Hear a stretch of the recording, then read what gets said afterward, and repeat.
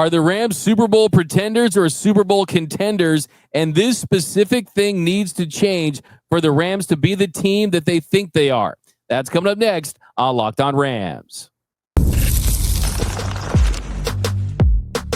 You are Locked On Rams, your daily Los Angeles Rams podcast. Part of the Locked On Podcast Network, your team every day. What is up, Ramily, and welcome to another episode of Locked On Rams, your daily podcast covering your Los Angeles Rams. Free and available wherever you get your podcast. Locked On Rams, part of Locked On Podcast Network, your team every day. We're also available over on YouTube, so if you haven't yet, do us a huge favor. Hit the subscribe button, hit the notification bell, hit the like button for your Los Angeles Rams. Also, podcast listeners, write us a review, or read on the show. My name is Doug McCain. You can follow me on X and Instagram at DMAC_LA. I've covered LA sports for over a decade, 24/7 sports, Bleacher Report, SI, Dodgers Nation. As always, I'm joined by the Rams pre, half, and post-game show host for the Rams flagship radio station, ESPN 710 LA. He's in his 11th season covering your Los Angeles Rams. I'm sure those callers were pretty nice yesterday. The People's Champ, Mr. Travis Rogers. You can follow him on X at Travis Rogers. On today's episode, we are going to continue to unpack another crushing Rams loss. What needs to change? Our big takeaways. But first, today's episode of Locked On Rams is brought to you by Mazda. Like our players, we sweat every detail. Currently not in the first quarter. Because when you make every move count, pulling off the unexpected is only the beginning. Stay tuned later for highlights in this week's Moving the Game Forward. Mazda, move and be moved. All right, Travis. So let's get right into it. Another crushing loss. Terrible first quarter. You make Mac Jones look like he's Tom Brady. The defense did not adjust well early on. We'll talk about that. Kyren Williams, bad fumble. The decision to go for it on 4th and 1 and the play call there, run it right up the middle. Where do you want to start? Just what's your biggest takeaway, Travis? So let me start with one bit of positive news I think that I can take away from what happened to me last night. I ran into Ricky at my postgame show, who is an avid Locked On Rams listener. So, Ricky, what's up? Thank you for checking in. Other than that, what a catastrophe. Just an absolute meltdown. Let's start with this, Doug. You laid out a bunch of stuff, and I think, you could pick any one of those things as the thing that lost them the game, right? Their inability to do anything early in the game, their inability to get, like you mentioned, get pressure on Mac Jones early. Kendrick Bourne turned into Jerry Rice last night. It was bizarre, but I guess we'll start here. They came out completely unprepared to play. They came out completely flat and disinterested and lifeless. And listening to Sean McVay afterwards, he said the same thing. This is not like a hot take or any of this. And I just don't get it. I just don't get where a team that's coming in that is a wounded animal, the 49ers, they're missing 5 of their best players. You get them on a short week in your place. You get a chance to really kind of put them in the rearview mirror a little bit, win your first division game, and you come out like you're completely disinterested for the first, half hour of the game. It was bizarre. It was completely unlike a Sean McVay team. I get that there's going to be some ebbs and flows along the way, Doug, but I could not have been more disappointed in how they came out of that game. I know they got caught. They got hot late in the game, and Stafford was terrific in the second half, but just a disastrous start. They lost that game 50 different ways, but it started from the opening kickoff. 100%. I'm glad we start there because the instinct probably is to just pile on Kyren Williams fumble, which we will talk about a little later. Yeah. We will. Yeah, we'll get to that. We can talk about the overtime. We can talk about fourth quarter, but you had this game was lost with the way they came out. Flat, lackadaisical, disinterested, and in a standalone Thursday night football game against a division rival, against the San Francisco 49ers, where it felt like 80%, 90% of the crowd was wearing red. For you to come out against backups at key positions and perform the way you did, let's call it what it is. It was embarrassing. It was humiliating. It falls on Sean McVay, and they were, what I was told, just cussing, and they were really angry in the locker room and this and that. My question is, why didn't you have that same energy to start the game? Because I don't understand why you're so upset, why you're cussing now when you came out, and as you point out, You let Mac Jones go out there and just drive the football, make short intermediate throws, screen passes to Christian McCaffrey. And this is why, look, Kyle Shanahan has always had so much success against Sean McVay. And the reason why is football is the most complicated and the most simple game at the same time. Kyle Shanahan is so good at finding the weaknesses in defenses and just exploiting it. He knew where those soft parts in that zone were going to be. He knew what to do. And for some strange reason, Chris Shula did not adjust. You saw soft coverage the entire night. You didn't see any physicality with the secondary. They got exposed. And then you also saw the Rams pass rush get neutralized because of, hey, I don't care how good your pass rush is. You can have Aaron Donald and Deacon Jones and DeMarco Farr and Michael Brockers and Travis Rogers. I mean, you can have all these guys on the defensive line. If the ball's out, it's the pure physics of it. If the ball's not there, there's no ball to get. You're not getting to anyone. So Shanahan knew this, and it was a great game plan. And there's the thing. He was 33 for 49 with 342 yards and 2 touchdowns. But you look at just the overall offense from it, most of those came from 10 yards or less. I mean, it was just insane. I mean, 28 of 37, 258 yards were under 10 yards. I mean, it was ridiculous that start of the game for the Rams defense. Look, I get that they're professionals, and I get that, they're going to take every game seriously, and, all the cliches that are true on any given Sunday, and even the bad teams in the NFL are good. And if you're not prepared, they're going to come in and they're going to be able, any team can beat anybody. I get all of that, and that's true. But what else is true is I think that human nature takes over sometimes. I think the Rams looked at what the 49ers were going to come in with, and they're like, oh, okay, this is easy money. There's no Nick Bosa that's going to come after Matthew Stafford. There's no, any sort of threat with George Kittle. He's not going to be there. Juwan Jennings isn't going to be there. Pearsall isn't going to be there. They actually did a really good job on Christian McCaffrey. He was the one that wasn't particularly, dangerous for them yesterday. But there's no other explanation for coming out like that. It's just they thought that it was going to be much easier than it was. They got slapped around. Mac Jones came out ready to play. I mean, if I would have told you, Doug, if I would have told any of the everydayers that, oh, hey, by the way, Mac Jones is going to have to throw 50 passes, you'd have been like, let's go. I mean, great, awesome. That means that they're behind. That means that they're trying to catch up. They're trying to score a bunch of points in a short period of time. He threw 50 passes, and it was the best game plan I've ever seen. There wasn't one that was nearly intercepted. He was on the money time after time. Even when they started hitting him in the second half, he showed a great deal of resiliency. The Rams got turned inside out yesterday. It was a failure on every single level. And we haven't even said yet, they got another blanking kick blocked.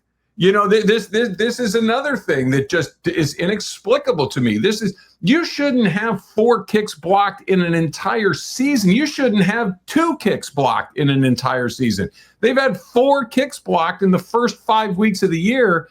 It's just inexcusable. Just across the board, it was a failure yesterday. Yeah, the Rams long snapper is having issues, but Josh McCarty missing a 53-yard kick. The 53-yard kick is the new 43-yard kick in the NFL, and to get an extra point block is inexcusable. And to defer in overtime and then have a penalty like Josh McCarty did that would set them up at essentially the 40-yard line, that's just inexcusable. If I get a notification on my phone that Josh McCarty is gone and the Rams have signed Younghoe Koo, I'd be absolutely cool with that, because I honestly, I don't, at this point, I don't care about kickers. I really don't. Like, one bad game, you're gone. I'm totally okay with that, especially when there's just something that's not working with the special teams group. And if someone has to fall on the sword as Josh McCarty, then maybe that's the result of it, because that was a killer there. That 53-yard kick is something that he's got to make, especially when dude on the other side is making a 59-yard kick in a controlled environment at SoFi Stadium. But I want to go back to something you said about Mac Jones and just allowing him to eat on underneath routes.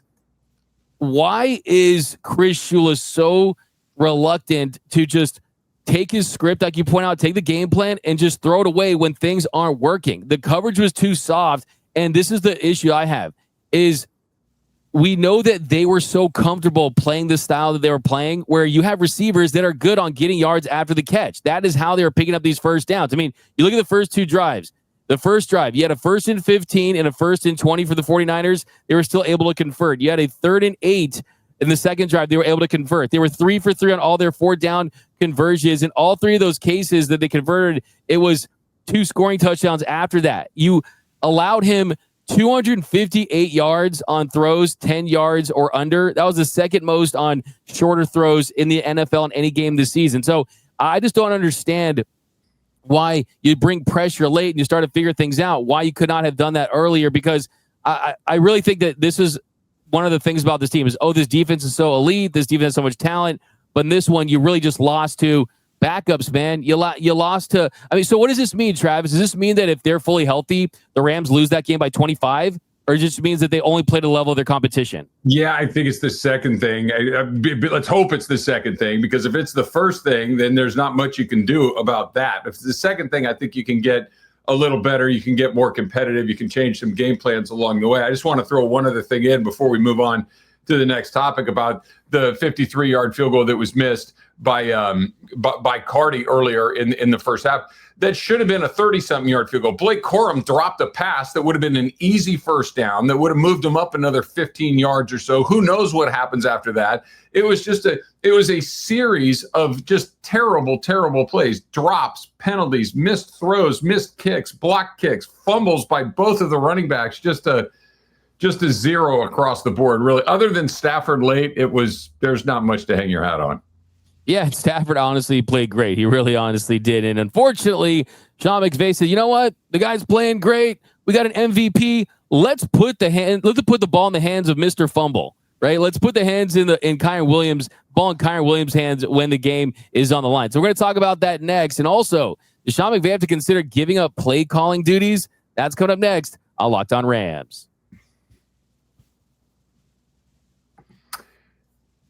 This episode of Locked On Rams is brought to you by Square. Your favorite neighborhood spots run on Square. There are certain businesses that make the neighborhood, right? These are the places that become an extension of home, the third place that we always talk about, right? Whether it's the sports bar dedicated to your team's fan base, the spot with the best wings in town for game day, or that beloved local chain that's been rooted in your community for years, these businesses are what bring people together. When neighborhood businesses thrive, the whole neighborhood thrives. There's a great spot that I like to go to here in Dana Point. It's called The Point, and we go down there to watch football games. We go down there to watch playoff baseball. It's the kind of place where you go in, people are happy to see you. You recognize all the servers. It's just a great local spot.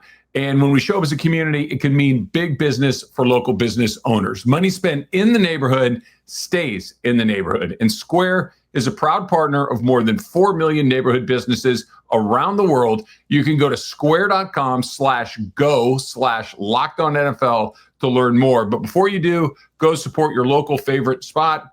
You'll be happy you did. Square, see you in the neighborhood. Also, this episode is brought to you by Mazda's moving the game forward.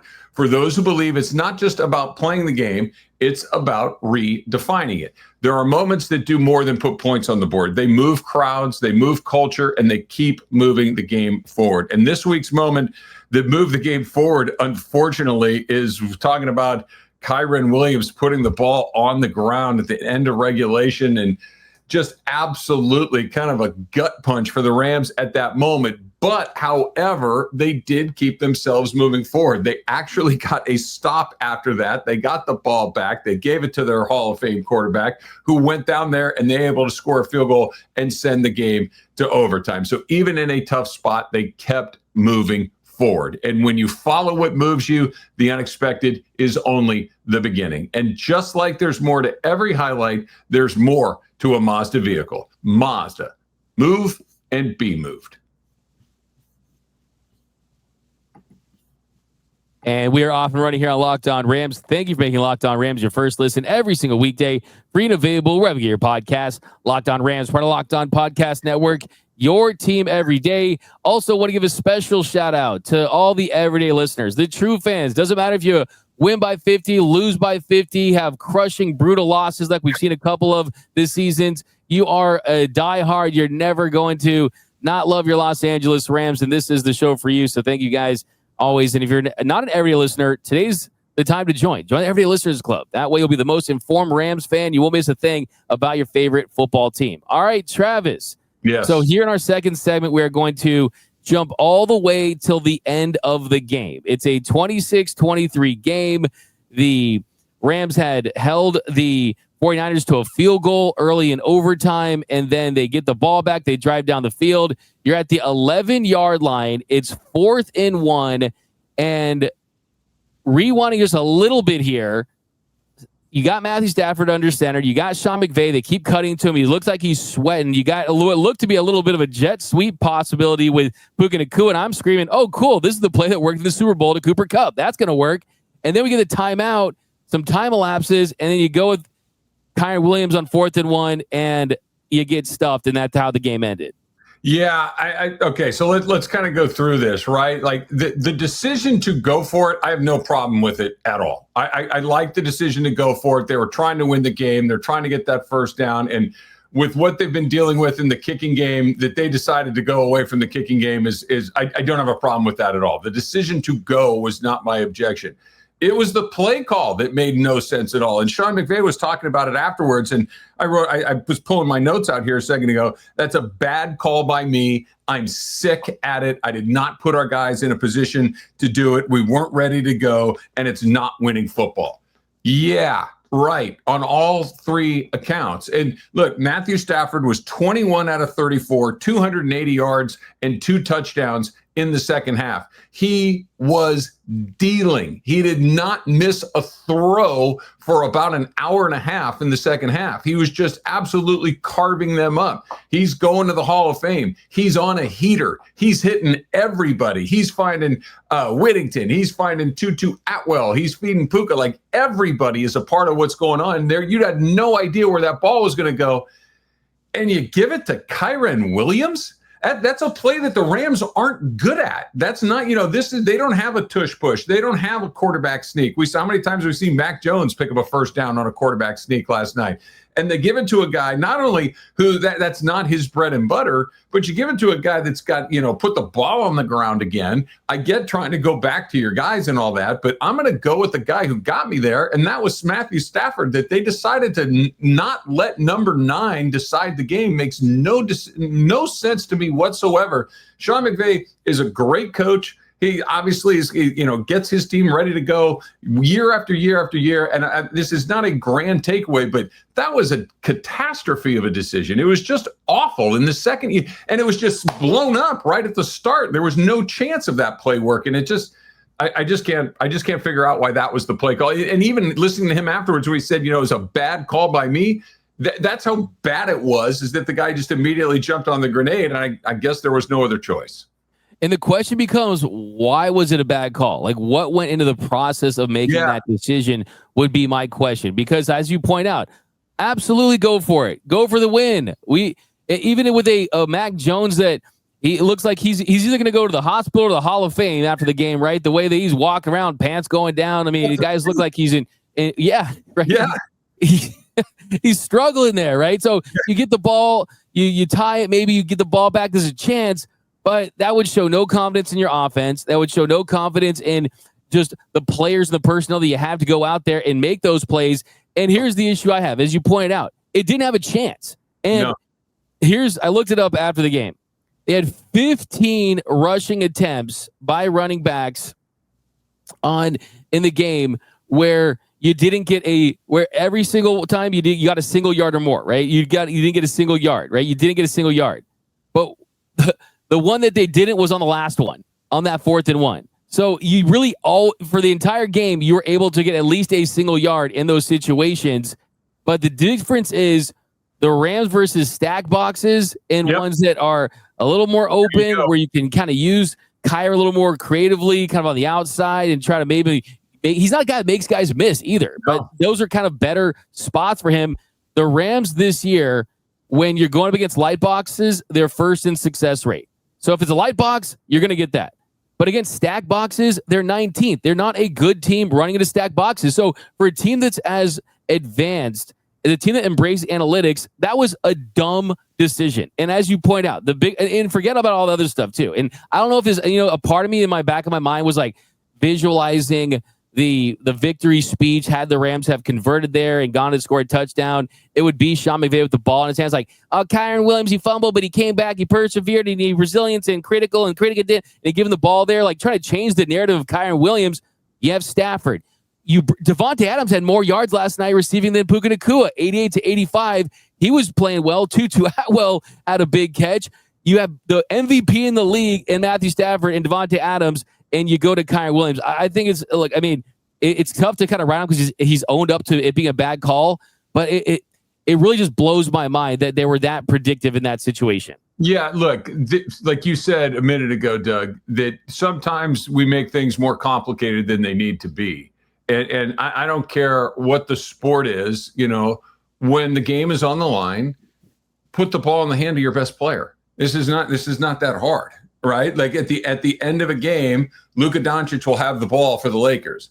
At the end of the game, Shai Gilgeous-Alexander is going to have the ball for the Oklahoma City Thunder. The ball goes to the best player. You don't need to trick anybody. Let your best player be your best player. Matthew Stafford was your best player. Puka Nacua is Puka Nacua. He seems to be able to get open at will. Devontae Adams, like you mentioned, was really good there towards the end. You had a million different options. Let your best player decide the game, and they didn't. They went away from their best player, and it was a huge mistake. A big mistake there. Hindsight is 20/20, but I would still been extremely disappointed. I've been very frustrated just because you lose to a bunch of backups. Sure. But I would have felt better that at least you go out firing your best bullets and you go out guns blazing, right? I mean, it's like if Shohei Ohtani strikes out with the bases loaded, I'm better for it. If it's Mile Conforto, then then it's like, man, of course baseball's different. You can't control like football and basketball, but still, at least you want to see your best guys. It's pretty simple. Like, we can get as deep as you want, but give the ball to your best players in the big situations. If they had gone on with a different play on that fourth down play, and Matthew Stafford had tried to wedge it into Puka Nacua, is anybody talking about the play call? No. It's like, hey, look, their best guy tried to throw it to their best guy. Okay, it didn't work. Fine. But that's not what happened. They went away from it in a way that made no sense at all. Look, they're really lucky they're not riding a 3-game losing streak. If not for Mitchell fumbling that ball out of the back of the end zone as he was going across, who knows what the mood would be. But, a lot of very un-Rams-like things have happened in the last 3 weeks. We saw that second half in Philadelphia that was the most un-Ram-like thing I've seen. You saw what happened in this game at the start, what happened at the end of regulation. We talked about this, Doug, like the decision to go on fourth down in overtime should have never come down to that. They should have won the game in regulation, but Kyren Williams put the ball on the ground for the 7th time since 2023. He's got 7 lost fumbles since 2023. It's the most in the league. Like, you can just start throwing around blame pie slices like crazy because it wasn't just one thing. It was 100 things. I totally agree. But here's the big question. We saw in the first half against the Eagles some bad red zone play calling, some bad offense. Is there a situation? I mean, is it too hot of a take to suggest that maybe at some point Sean McVay has to consider giving up play calling duties? Because I think at this point, if you're going to rank best red zone play callers in the NFL, like, his name is not even close to being one of those names you mentioned. And we know that his strengths, they far outweigh his weaknesses, and I still believe that if you're going to draft head coaches in the NFL, he'd be right up there at the top. But I mean, we have a lot of examples at this point of just not good play calling in big spots. Yeah, I don't know if I'm there yet as far as saying that they need to move on to somebody else making those decisions, because, more often than not, the decisions that are being made work out pretty well. The Rams win a lot of games. They make the playoffs every year. I still think that they're a likely playoff team this year. But, twice in the last 3 weeks, it's certainly worth discussing. I'm not there yet. If it happens a time or two more, then sure, we can dig on it a little more. But I'm going to be slow to criticize McVay too much. I mean, the decision at the end of overtime there to the play call, I should say, was I can't wrap my head around it. But I'm still fully in the bag for Sean McVay. I'm all the way in the bag, too. I'm just saying, I mean, better play call on this team is 5-0. Like, I don't think there's any doubt about that. Probably right. They're a 5-0 team with better play calling. You're probably right. Yeah. Especially in that first half, the offense came out extremely flat, too. But coming up next, we're going to talk some more Kyren Williams and just what's next for this Rams football team. That's coming up next on Locked On Rams. I'm Cody Rourke from Locked On Broncos, and this episode is brought to you by Peloton. Peloton is shaping the future of fitness with the brand new Peloton Cross-Training Tread Plus, powered by Peloton IQ. This is Peloton's most advanced equipment yet, giving you real-time guidance and endless ways to move, whether you're running, lifting, or you're cross-training with your favorite instructors like Alex Toussaint. It's training reimagined to make your workout more personal. Peloton is built for breakthroughs with features that help you plan, stay motivated, and hit peak performance. You can let yourself run, lift, flex, and go while Peloton handles all the rest. Plus, Peloton IQ provides real-time strength coaching, tracking your progress and suggesting weights that challenge you so you can get stronger. Plus, the new movement tracking camera, it counts your reps and corrects your form in real time, making sure every rep is safer and smarter. So let yourself run, lift, flex, push, and go. Explore the new Peloton Cross-Training Tread Plus at onepeloton.com. And welcome back to Locked On Rams. Thank you for making Locked On Rams your first listen every single weekday. Free and available wherever you get your podcast. Locked On Rams, part of Locked On Podcast Network, your team every day. Okay, so let's talk a little bit of Kyren Williams. I mean, look at the fumbles. It was tough because he was having a really, really good game. I mean, I know fantasy owners probably thought he was the player of the game with how many points he was racking up because the versatility. He had 14 carries for 65 yards, a 4.6-yard average, broke a 20-yard run, which is like an explosive run for Kyren for sure. And then he also was a threat as a receiver, had 8 receptions for 66 yards and 2 touchdowns. So, I mean, he was having a really good game, but unfortunately for Kyren Williams, it was another costly fumble at the worst possible time. I don't know if you saw that, but apparently it's legal to get punched in the dome, like in a game. Like, I mean, my man, hopefully he's okay. He's not concussed, but dude got hit in the dome and he fumbled there. And let's be honest, he gets it in there. And we're talking about the Rams come back down 17-7 and win that one at home. And we're riding high at 4-1. I mean, that's how big that fumble was. Yeah, it's the classic, other than that, Mrs. Lincoln, how did you enjoy the play? Right. It's I don't care. He that was awful. It was just an inexcusable mistake. Look, fumbles happen. I get it. He leads the league in fumbles since 2023. That's the 7th time he's lost a fumble in his NFL career. It's the 10th time he's put the ball on the ground in his NFL career. He hasn't been in the league for a million years. He's a relatively new player. This is just his 3rd real full season in this league. He's a fumbler. That's a huge problem. That typically does not go away. That was a bad exchange. Somebody punched it out. This happened over here. That happened over there. Dude's put it on the ground 7 times in less than 3 seasons in the league. It's way too much. I don't know how you fix it because Corum fumbled one too. He did not look nearly as good.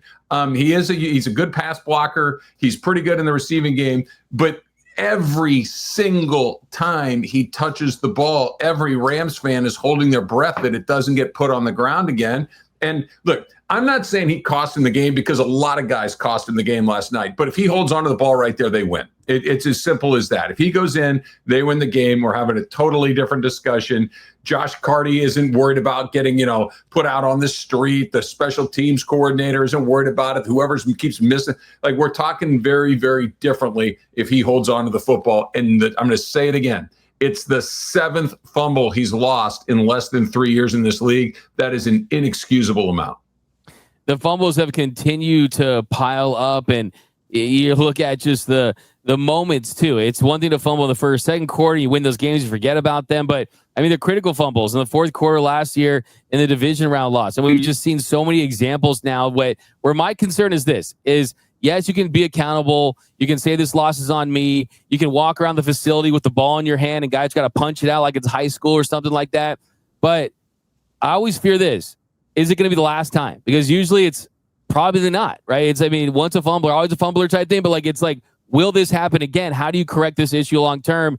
And it's certainly something that he has to prove for a long period of time that he can just protect that football. I mean, you point out, it's you forgive a couple of fumbles and you look at them as aberrations, but even though he did get hit in the dome, the ball was loose. It was just it was not tucked in. It was not sound. Since week 4 of the 2023 season, 33 games, 11 times. That's one fumble every 3 games. So it's going to happen again, and it's hopefully won't hurt them in a bad spot. And by the way, I mean, I believe you said Abraham Lincoln's wife. What did she once say? Would it kill you to take me to a show once in a while? What did she say? No. Well, I mean, and look, I don't know if it was the play right before the fumble, or maybe it was 2 plays before the fumble. I'm having trouble remembering exactly what it was, but you could see as he was getting ready for contact, he put both hands over that ball. He was really protective of it because he knows that that's his bugaboo, right? That this is what he brings. You know, everybody's got that fatal flaw, I guess, and it was just. And again, it's the easiest one to tack on to. It's the easiest one to point a finger at because of when it happened and where it happened. But it wasn't the only thing. We could do a whole podcast on their special team. That like you mentioned, D-Mac, the kick to open overtime was a disaster. It just a really bad day for the Rams. I'm glad they got a little time to get right for Baltimore because who knows what happens to them coming up against the Texans this weekend. And the Jaguars look decent. Yeah. And I will say this, Travis. I mean, look, people comment. By the way, it's funny enough. You know Ricky? Yeah. I met him at the Dodger game a couple days ago. Oh, did you really? Yeah. I mean, there could be 2 Rickies. We got a lot of fans, right? Yeah. But the reason why he's like he was mentioning Locked On Rams, so I'm hoping that was that same. Was he wearing a hat? Well, I mean, who doesn't wear hats to games? But yeah, black hair, kind of stocky dude. Yeah. So shout out to Ricky, man. He's a big fan of all of our shows. But what I say is this: we pride ourselves on being the Keep It 100 Rams show. I think the Rams have to earn their expectations back. I think they have to earn the expectations back, and I still think this team has a lot of high-level talent and great coaching, and they still have the potential to win this division, to make a deep run in the NFC and possibly make it to the Super Bowl. But right now, I'm not willing to go there until I see them bounce back. And I think they can do it, but I need to see. I'm not just going to blindly say they're this team and they're that team. And I want to ask you too, Travis, you said a couple of weeks ago that Eagles loss was the worst loss in the Sean McVay era. Does this top that? Because I think that's a loss on the road against a really good team, defending Super Bowl champions. This is a loss at home to a division rival on Thursday Night Football where they're missing their starting quarterback, their all-pro defensive end, 3 receivers, and a tight end in George Kittle on a big stage. I think this is probably equal, if not worse. I think it's debatable, right? Yeah, 1 and 1A. Go ahead. You know that's one of those drafts you can pick first. I don't care what I get at second because it's about the same thing. I think I'd still give it to Philadelphia by a hair, just simply because Philadelphia's a better team. You had a chance to beat a really good team, and you had a chance to not only beat them, but kind of run them out, and you failed to do it. The Rams played bad yesterday. That was kind of bad from beginning to end, with the obvious exception of Stafford. So I would give the narrow edge to Philadelphia. I do agree with what you said, Doug. And by the way, I think they're better served as, I don't want to say underdogs because I don't think they're underdogs. They have too many good players to be considered an underdog, but I think they function better when it's I don't know about the Rams, right? I think that seems to be a better default position for them as opposed to, hey, you guys might be the best team in the NFC. I don't know how well they wear that. I don't know. You're not Philly. You're not Green Bay. You're not Detroit. You're not San Francisco. Prove it to me. I like them in that role a little bit better. It seems like they come out with a little more intensity. I agree. And like the players say, you can't let this loss beat you twice, and we'll see how they respond. I still think they're contenders. I definitely do. But this has to be the ultimate wake-up call. This has to be rock bottom for this season. Let's be honest. This has to be rock bottom. And I agree with you. I said it on the squad show because they were saying that this 49ers loss was the worst loss in the Sean McVay era. For me, I still say that it was the Eagles because that, I think, would have just been a better win because you're beating a better team. This is the most embarrassing loss, though, possibly. I'll sign them for that. That sounds right to me. I mean, they had ample opportunities to win that game, and they failed on all 3 levels. They failed on special teams, they failed on defense, and they failed on offense. And they, by the way, they failed on the sidelines too. Both Chris Shula and Sean McVay had very bad nights. Yep. So now I'm going to go get some cookie dough ice cream and watch the 2021 NFC Championship game. Okay. So that's how I'm going to recover from this. I'm down bad. I'm down bad, Travis. Shohei Ohtani on Saturday afternoon. Everything's going to be fine, probably. Man, I got to show you, man. So I was chilling by the elevators, right? And I go into up to the press box, and the thing he opens up, and I see it's Shohei, the wife, the daughter wrapped up, the dog. It's just them. And I'm like, what's up, Shohei? You know, he kind of heads nods. You know, he knows me a little. I'm telling you, the man was emitting light. Like there was light that was coming out of the body for a glow where he was elevating and ascending. I don't even think the elevator was working. He was just like making it go up through the ascension. And I'm telling you, like, I'm never going to call any other athlete aura, maybe like Michael Jordan, because that I'm telling you, the man, I was like, did they install LED lights in the elevator or something? I never experienced that. I've seen this dude. It's one thing we see him in their uniform, but when you see him in their street clothes, there's like a different vibe. You know what I mean? And I was like, man, and there's like, all these guys were like diamonds and stuff, no ice, but the dude was shining brighter than all that. It's crazy. Like, I don't know, man. Like, let's just get 9 innings out of him on Saturday afternoon and stay away from that pen, and everything will be good. And then we can get back to the Rams on Monday. Yeah, there you go. Shohei, pick up the vibes in LA. That's what Travis is trying to say. But that's it over this episode of Locked On Rams. My name is Doug McCain. You can follow me on X and Instagram at DMac_LA. And you can follow the People's Champ, Mr. Travis Rogers. And definitely, after watching this, tune into his show. It's going to be a great one today. DeMarco and Travis on ESPN LA. I cannot wait to listen to that. That's must listen to radio, must view on YouTube as well. So check that out. And we'll see you guys Monday. And until next time, whose house is Locked On Rams house?